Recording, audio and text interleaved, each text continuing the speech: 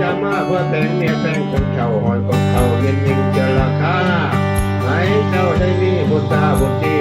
มาจะทำตรงมาที่เลี้ยงสารสร้างทำตำราบุญตาไหวกินทันไผ่เท่าไอ้พ่อเป็นคำสอนปัญญา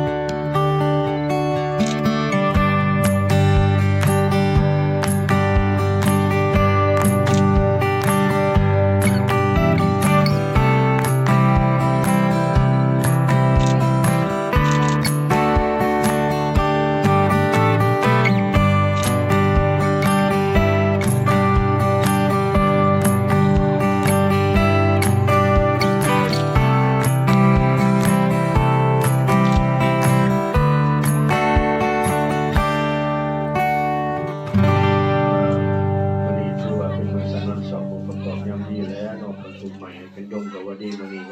คนทรงไหนเป็นเรากับวันนี้มันเป็นเครื่องเจ้าให้เป็นดงมันเยอะกันเยอะอย่างมันเจ้าว่าขัดกันคือดังเสืออย่างเจ้าว่าเพื่อกันคือดังเสือสร้างจะได้มากันที่ห้องนี้มันเจ้าเป็นสิทธิของเราอยู่ทางกินทางทาน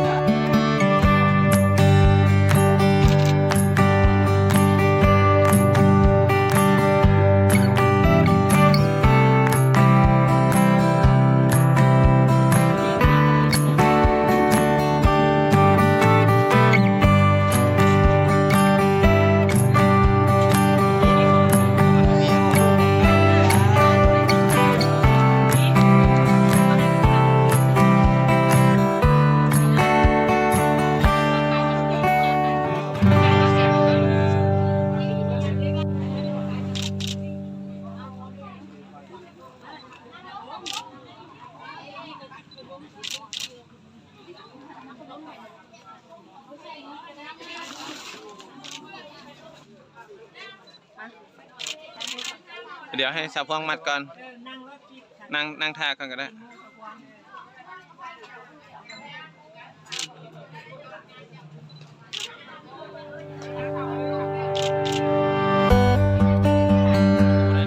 ใ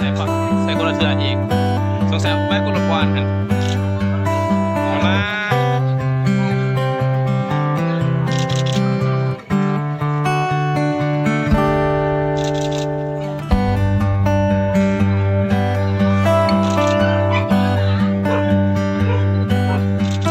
าสู้มามันเพิ่งได้ใช้จากทายผมนะมันแล้ววะล่ะตัวนั้นก็มันแล้ววะมันปิดหลังใช่ป่ะใช่ไหมถ่ายก็ต้องพักที่แนวมือ